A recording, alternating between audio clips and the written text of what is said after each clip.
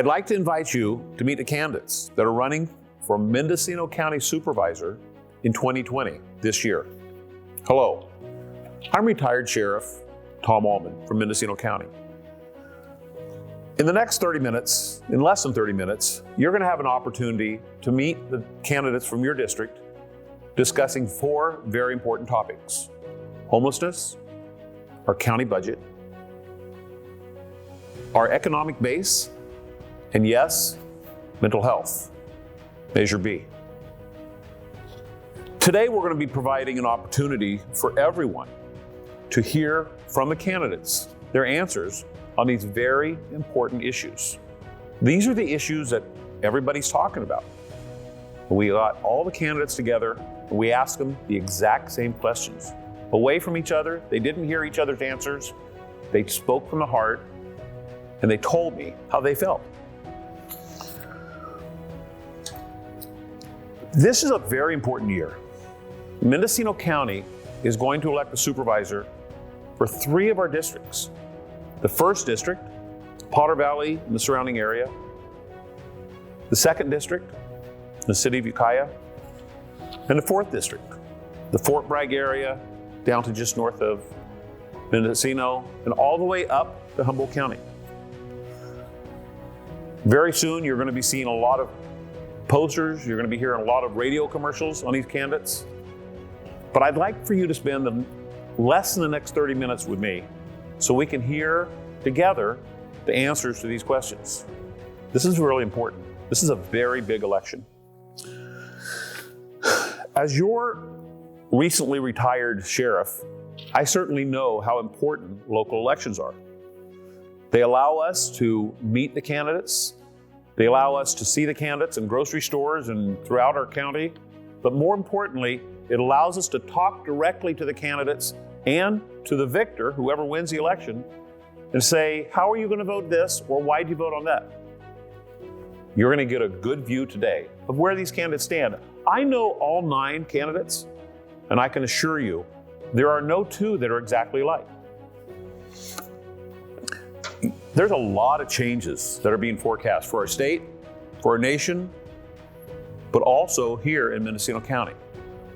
Changes in the law relating to homelessness, changes in the laws relating to jails, changes in the laws relating to mental health.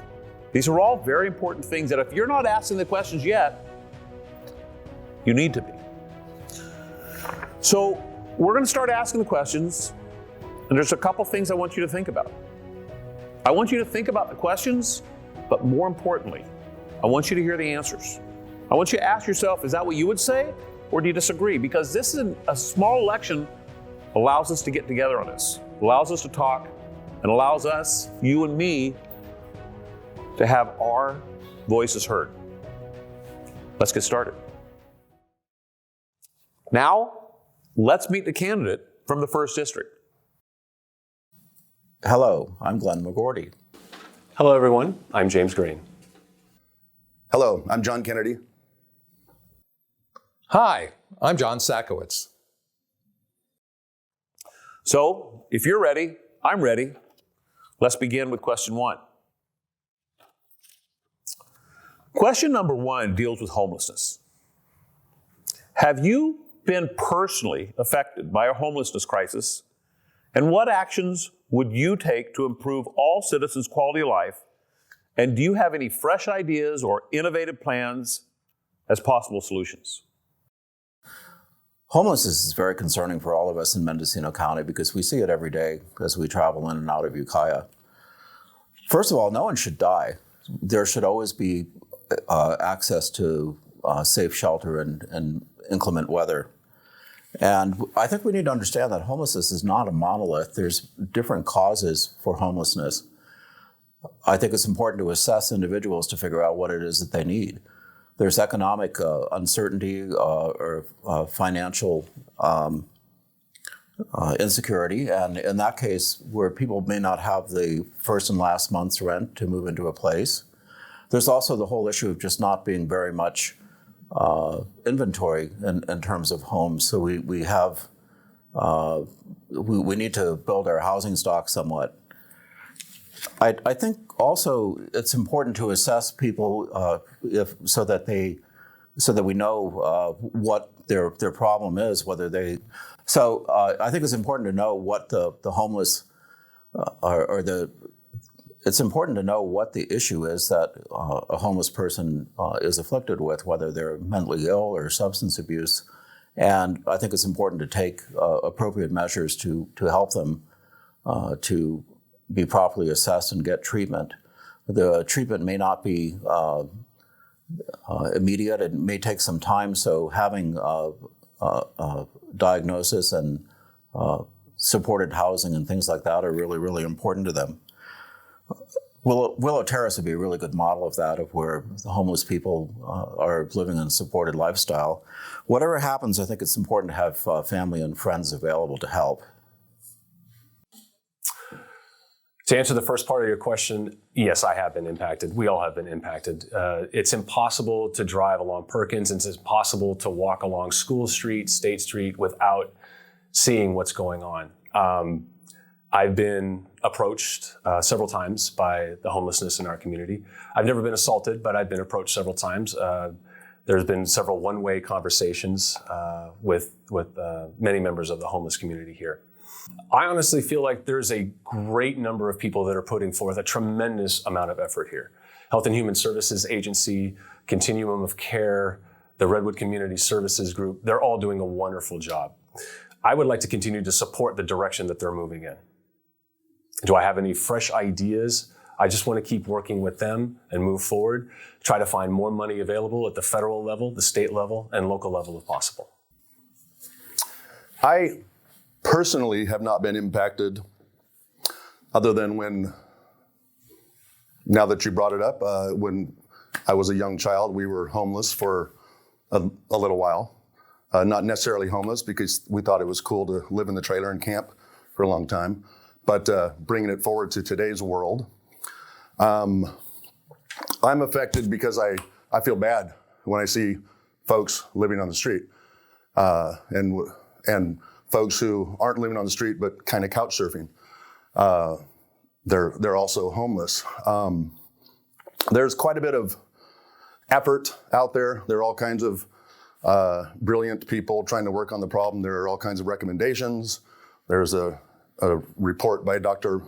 Marbut that we're supposed to kind of refer to. There are funds available through No Place Like Home, and for me personally, I would like for a different mindset to occur with the folks who are trying to put this together. Instead of talking about so much economic development, we should probably start talking about compassionomic development, so we can have both sides come together and start coming up with some solutions that might make sense.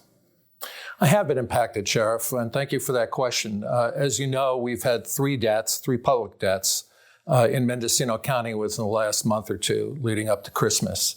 Almost all of them could have been prevented by having our social service agencies declare Lanterman Petrus short public guardianships with each one of these clients, if you will. Also, Laura's Law is in place, and as you know, being the top law enforcement officer, Laura's Law has only been invoked once since Mendocino County adopted it. So we need to take advantage of the laws that are in place to put people in protective custody, homeless people suffering from serious mental illness and from serious alcohol and substance abuse addictions, to put them in the care of a public guardian who will make the best decisions for their health and well-being. I also think that we could do a better job with our social service agencies. Again, as you know, Redwood Quality Management Company has been given $20 million in public funds, plus all they can bill to Medi-Cal for the care of many public clients, homeless clients. And I think we could do a much better job. Whether this involves contracting these same services out to Adventist Health or putting this out to bid to another agency remains to be seen. But I think we can do a lot better. Question number 2 deals with the county budget. Public safety, roads, agriculture are all funded by the general fund. can you list your budgeting priorities and budgetary changes, and in what areas would you increase or decrease funding, and why? So first and foremost, we have to have a balanced budget. Whatever we decide to do, we can't end up owing money at the end of the year. So we have to be sure that whatever we do, we appropriate our monies and follow through with what we say we're going to do. Obviously, public safety is a big issue that we put a priority given the past episodes that we've had here in Mendocino County with fires and flooding, and it's something that, particularly in my district, the first district, I want to be sure that everyone is safe and secure. The other things that are important to me would be infrastructure and trying to maintain what we have so that we always have access, no matter what the conditions are, to where we live, and that it's safe ingress and egress, even in emergencies. I also think paying county employees a living wage is something that the Board of Supervisors has put us on a path to do, which I support fully. And it's going to be a little bit of a challenge because over the next 3 years, we'll have to spend close to $15 million. I also would make a cannabis licensing kind of a priority in terms of making it so that people can get signed up, and then we can also get fees from them to improve our county budget and build some capacity. I would support creating a unit for contracts and grants that looks at opportunities for all the departments and helps them as they go through the grant process to make sure that they are taking care of numbers and keeping track of their reports so that we don't leave money on the table. And finally, I support our agriculture department and UC Cooperative Extension because they provide services that are really important to people in the first district, and they need to be augmented in funding since they've been slipping in recent years. I've taken a long, hard look at the budget. The fiscal year 2019-2000 budget is about $315 million with about $75 million in the general fund. Our communication systems are crumbling. Our ambulance service is non-existent. We don't have a contract. People have often asked me where I would cut, where I would trim. I'm not looking at cutting or trimming. What I'm actually looking to try to do is expand the general fund. We need more housing. Property taxes brings in money. Does it bring in enough money? Probably not. We also have a less than optimal revenue stream when it comes to cannabis.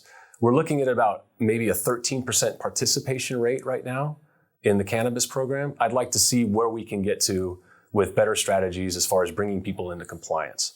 We're bringing in about $3 million in taxes and fees in this year's budget, with only about 13% compliance and attempting to become compliant. What I'd like to see is better strategies to get us to maybe 50%, and with that's going to come $8 to $10 million.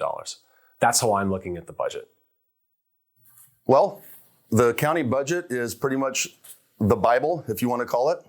It's the priorities that we set forth. I carry the book. I've got the last 3 budget years in my vehicle. I make notes. When I was a county supervisor in another county before we came back to Mendocino County, I lived with a budget. Every single item on the agenda pretty much had something to do with a budget. You had to refer to money. Our budget, round about $300 million. Most of it is health and human services. Our priority is people. We're in the people business. We have health and human services and law enforcement, probation. I kind of group all that in together as health and human services. I wish more questions would be asked around the budget instead of some things that are out there in the periphery that sound good and they're good campaign talk, but we really have to deal with what's in the budget and people. The changes that I would like to make, and I've wanted to make for 30 years. 30 years ago, I was a firefighter, paid and volunteer. I didn't know much about anything except saving lives, putting out fires, and causing havoc a little bit. But I will make it a priority to try to do a little better for our local volunteer fire districts and fire departments. I want them to be part of the budgetary process in a little bit more than just some of the Prop 172 funds that have been doled out. So I'd like to make that a priority as well. The total county budget is something like $312 million, of which The general fund budget, the discretionary budget that the Board of Supervisors has, is about $60 million. So, as you rightly point out, very little is discretionary to the Board of Supes and to the county executive. Most of the funding, because it's driven by federal and state funding sources, have to meet those grant requirements and those reporting requirements. As a supervisor, I would work with other supervisors in, first and foremost, in creating a public-private partnership to launch a collectively owned, a farmers co-op in the supply chain business for cannabis. I would like to see the county create a supply chain business that would go head-to-head with Flocana and compete for the value in the supply chain business. Cannabis farmers sell their pounds to Flocana for anywhere from $800 to $1,200 a pound. Meanwhile, their grams go for, 3 grams go for $50. That's a lot of value. I'd like to see the county in that business and capture that money, as opposed to having all that value being sucked out of the county, out of the local economy, and going back into Wall Street investors like Jason Adler, who has $175 million in Flocana, going back into his pockets, and he's expecting 10 times return on investment. Keep that money in the county. We need to be in the business. I think we could do it with a $10 million industrial revenue bond. I think we could organize the farmers to act on their own behalfs in selling direct to consumer. We can do this, and we should do it. Question number 3 deals with our economy here. What steps would you take to improve and stimulate our overall economic condition? How would you attract businesses to move here and invest in our communities? And what idea do you have around this issue that you would implement first if you were elected? So one of the things that I support is creating an investment mentality by the county, where we think about how do we expand our financial base, both for individuals and for businesses and tax base in the county. So we haven't had an economic development officer for some time, so I would want to recreate that position and get somebody back who deliberately addresses building business capacity in the community. And also, we used to have an overall economic development plan, which I support, where we take an assessment of what is it exactly that Mendocino County has to offer, what kinds of things can we do well, what sort of businesses would fit well with our community. And I would look to see also what kind of capacities do we have for training and career development. I also would like to see Ukiah featured a little bit more as a central shopping center and place to do business and find services. And I'd even support putting some of our TOT money into promoting the region and the businesses, both large and small, so that people come here to leave their tax dollars behind. I also would like to see transit occupancy tax money spent a little bit more for promoting our region to build our capacity for tourism, both primarily around the shoulder season when it's not utilized as much as it could be. And finally, I kind of support the idea of smart growth. Well, partially what keeps us from not attracting businesses as much is that it's hard to find a place to rent or to buy if you're someone coming in to build capacity for the businesses we have here already. So I would recommend infilling and things like that, providing infrastructure so that we can put in quality housing developments. The economy here in Mendocino County, it's based on, we have a medical industry here, we have a lot of retail here, we have tourism here, and we have agriculture here. Agriculture represents $188 million worth of crop sales alone. That doesn't include timber, and it doesn't include cannabis. Through the Board of Supervisors' direction, the crop report next year will include cannabis. That'll give us actually a better idea of where we are and what the impact is on the economy as it relates to cannabis. I would really like to make sure that all of those sectors are promoted. I'd really like to make sure that none of them are hindered by any new policies coming from the Board of Supervisors. One such example would be the talk of restricting Airbnb I want to make sure that we understand the effects of that. I do not want to hamper tourism with any restrictions on Airbnb. I know it affects housing, but I don't want to hamper business because we have a housing shortage. We have a housing shortage for many reasons. The state is mandating that we need 1,845 new housing units by the year 2027. I don't think restricting Airbnb is going to get us where we need to be. So those are just a couple of the ideas that I have about the economy. I'd like to see industry expand. I'd like to see housing addressed. We can't increase our workforce, and it's difficult to increase our economy without providing housing. So I'd really like to see the county move forward with new housing development, with respect to protecting agricultural land as well. As I kind of stated when I was talking about budget priorities, it's kind of a popular talk for candidates running for office. They always want to, and I used to be guilty of this too, throw in prosper. Let's do something to make our county prosper. I've been self-employed most of my life. I know what it's like to employ people, hire people. I know what it's like and how heartbreaking it is to lay people off. In all the years that I have succeeded and failed in business, the only thing I really needed from government was to tell me how much I had to pay for my initial fees and my annual fees. I think local government has a role in economic development, but that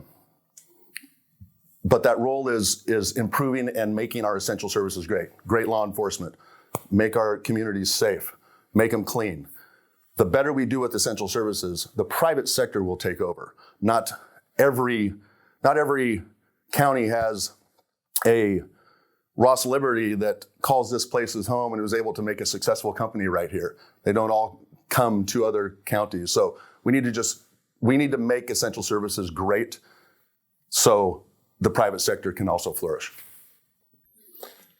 It's funny that you should ask that because this very morning they had the candidates forum at the Farm Bureau.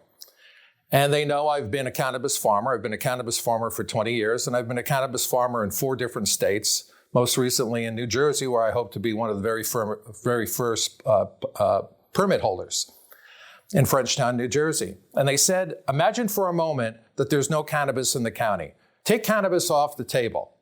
Well, I can't. It is our economy. It's an $800 million cash economy. It's a black market economy.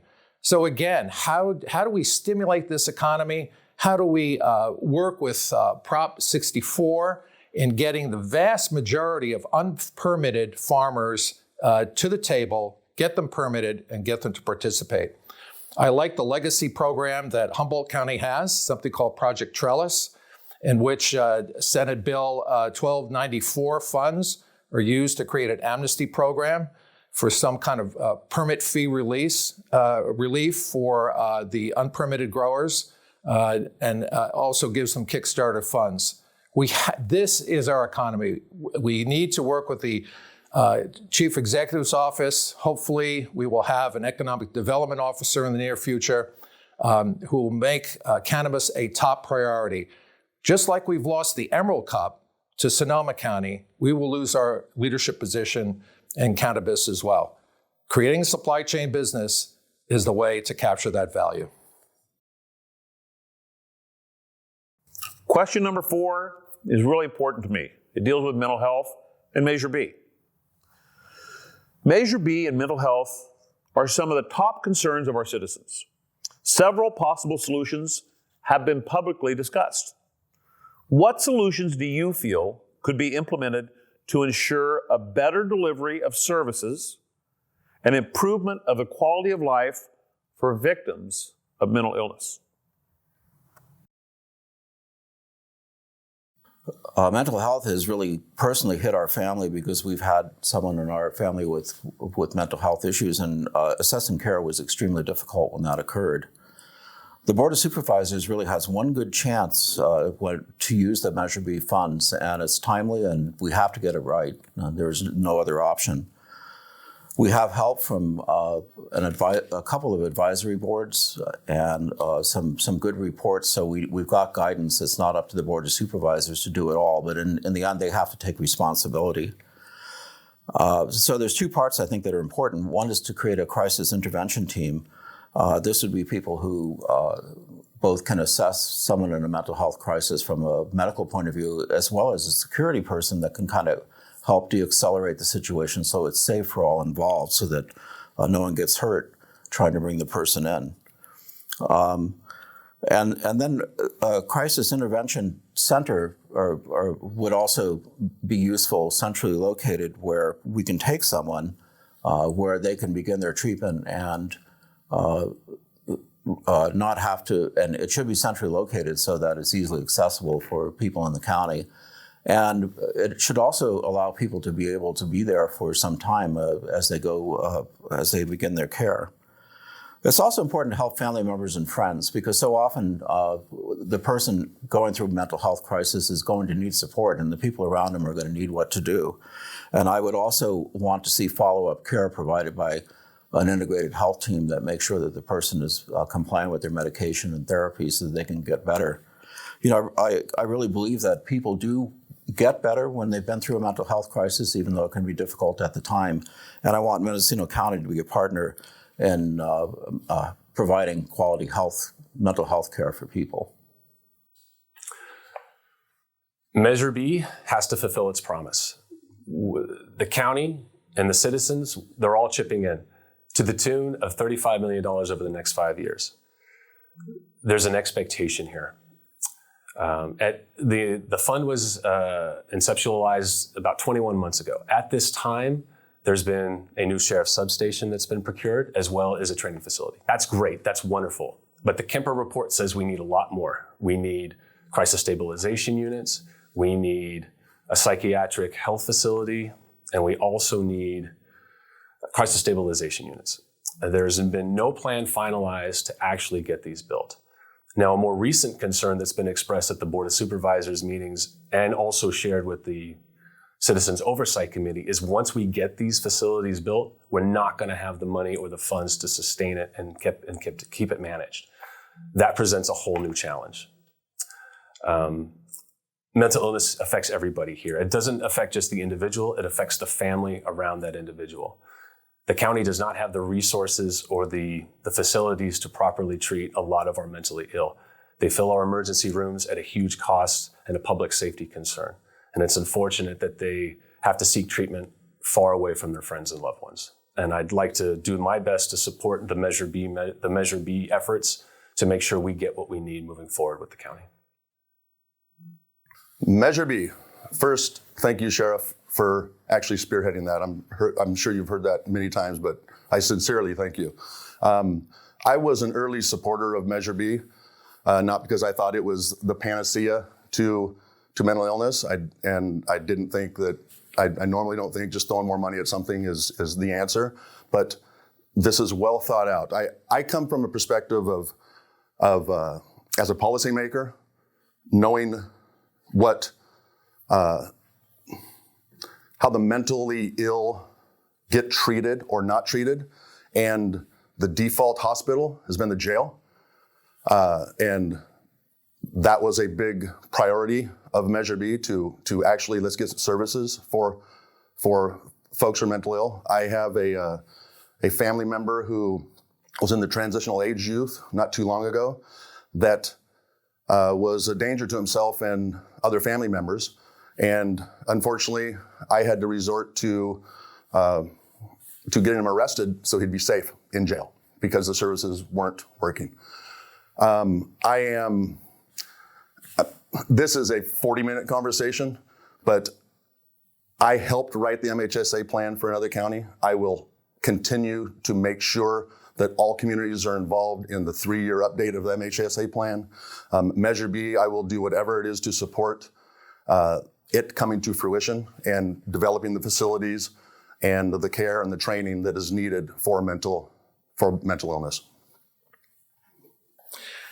That's an excellent question, Sheriff, and I know it's dear to your heart. I know that mental illness has touched your own family, and I know you're motivated for all the right reasons. I also have a disabled brother who struggles with these very same issues. Measure B has approximately, $13-14 million escrowed in the bank. And years after its enactment, we still have yet to hire an architect and create a blueprint for this PUF unit. As you know, I worked for the Sheriff's Office, and almost for those entire time I worked for the Sheriff's Office, I worked in Building 2, Wing 4, which was the de facto mental health wing of the county jail. All our 5250s were housed there. It was extremely stressful. I worked very closely with Dr. Doug Rosoff every day of my employment with the county Sheriff's Office. There's got to be a better way. As a temporary solution, I'd like to see, not waiting for the full construction of a PUF unit, I'd like to see the county lease or buy 2 double-wide trailers and create a crisis intervention center for the most immediate needs for the most desperate homeless people. I'd like to see Redwood Quality Management also subject to an independent financial audit of its services. Again, I'm not sure we're getting our money's worth. And finally, as I mentioned before, I think our county could do a better job with Lantrum and Petrus short public guardianships. It's interesting to note that I took the civil service exam for that very position with the county, and I scored second. That's a matter of record at the Human Resources. The job did not go to me. It went to Tom Pizzagano and then to another county employee who was already in-house. And we got what we paid for.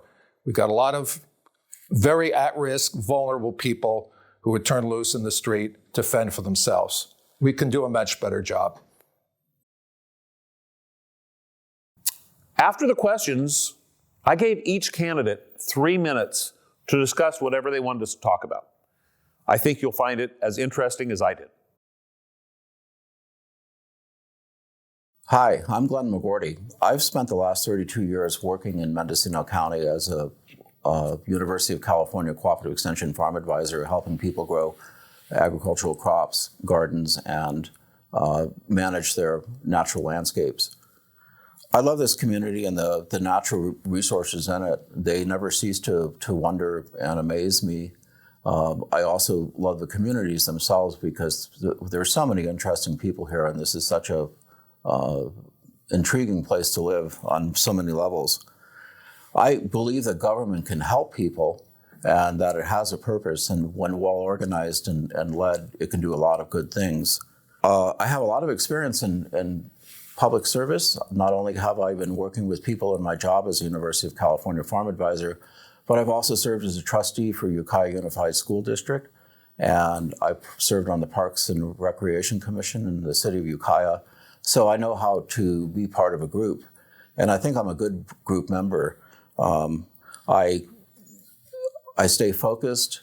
I try to help the conversation along. I'm positive. I try to be organized when I'm speaking and working, and I think that I'm an asset really to any organization. I want to help keep the First District a beautiful and a safe place to enjoy our rural lifestyle and maintain the environment that we all enjoy and appreciate living here. Hello, everyone. A lot of people have asked me the question, why am I running? And I'd like to share my thoughts on that with you. I have a deep appreciation for this community. It's rich in natural beauty, and it has a history of an agricultural way of life. This community is filled with hardworking families, and I'd like very much to be an advocate for them. The county has issues, and the issues I'd like to address are the Potter Valley Water Project, fire threat and safety awareness, homelessness and mental illness, and everyone's favorite subject, cannabis. I also have a 2-year-old son. He's rambunctious and he keeps me very busy. For him and every child in this community, I'd like to have good schools, safe neighborhoods, and career opportunities right here in Mendocino County for them.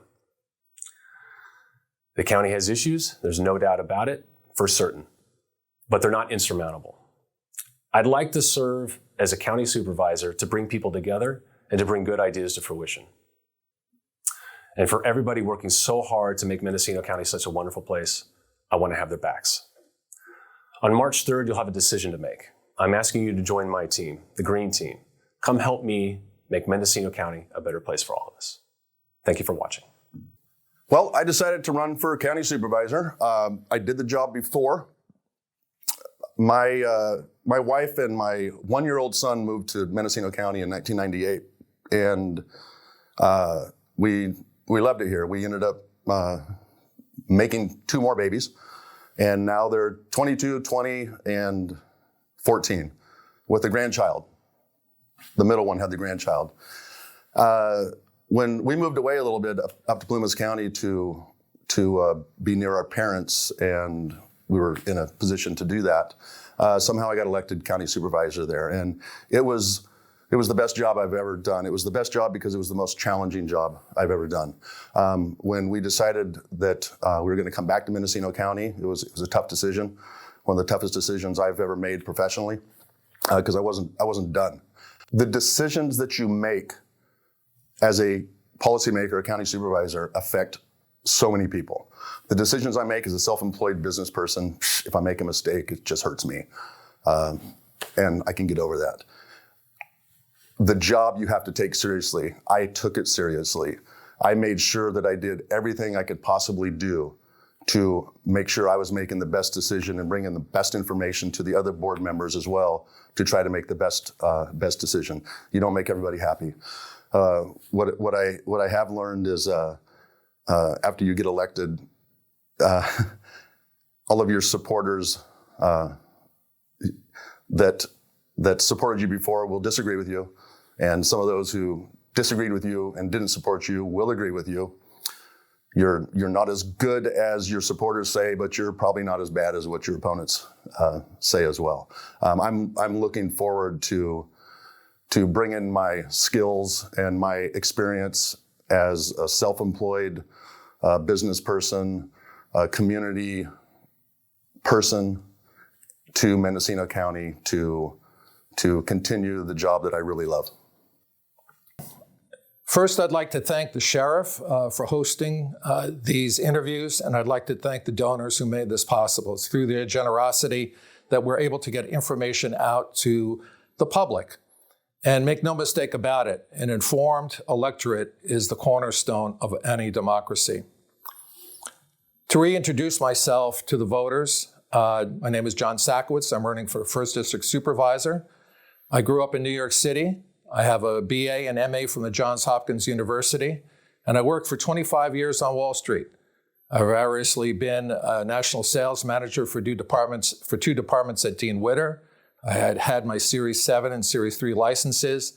My professional credentials can be found on my personal webpage, which is John Sakowitz, JohnSakowicz.com. Since coming to the county, I've worked for the Sheriff's Office. I've served on 3 grand juries. I've been on the retirement board for 5 years, where I received a proclamation for my service. I've served on the board of the County Successor Agency for its Redevelopment Authority, and I've served on the board of the Ukiah Valley Sanitation District. Those are my credentials. What do I believe?